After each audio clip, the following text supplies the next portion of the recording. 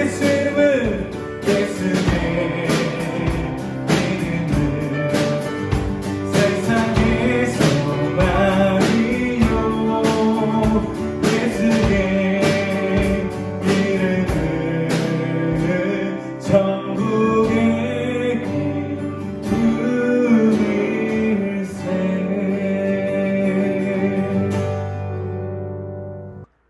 샬롬 중등부 친구들, 오늘은 소요림답 제19문 인간이 타락한 상태에서 어떠한 비참함을 맞이했는지에 대해서 함께 알아보도록 하겠습니다. 아담의 타락으로 인해 인류는 죄와 비참한 상태에 놓이게 됐는데요. 이 비참함의 상태는 세 가지로 말할 수 있습니다. 첫째는 모든 인류는 타락으로 인해 하나님과의 교통을 잃어버렸습니다.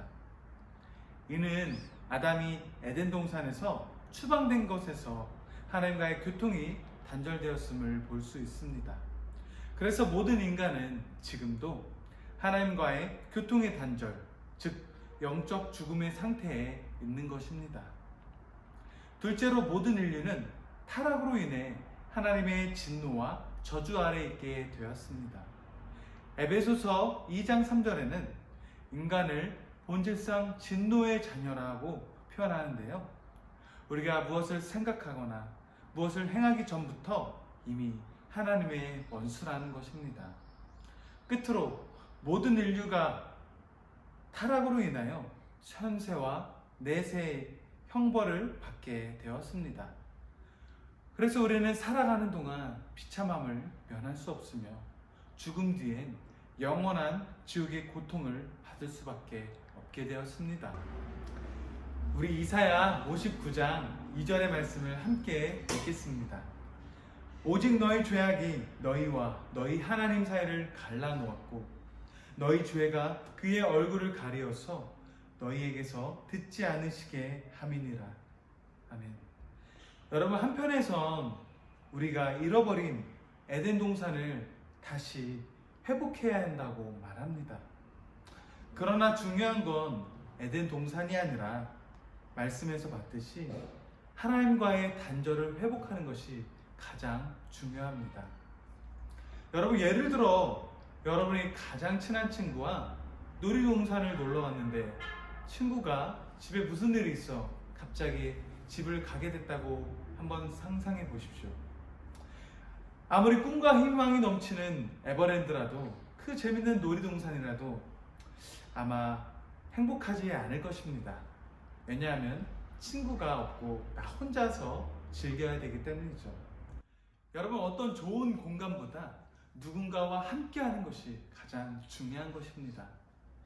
여러분, 오늘까지 해서 죄와 타락에 대해 배우면 이런 상태로 있으면 안 되는데 어떻게 방법이 없을까라는 생각을 가져야 합니다.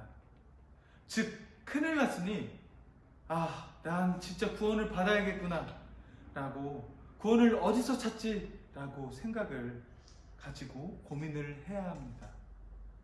그러나 구원은 우리가 찾고자 해서 찾아지는 것이 아닙니다. 또한 인류는 타락으로 인해 모두 죽은 자라고 했습니다. 우리 쪽에서 찾을 수도 없고 갈 수도 없는 것이 바로 우리의 그 비참한 죄의 상태, 죽음의 상태인 것입니다. 그러면 어떻게 해야 구원을 얻을 수 있을까요? 바로 하나님께서 우리에게 오셔야만 가능합니다.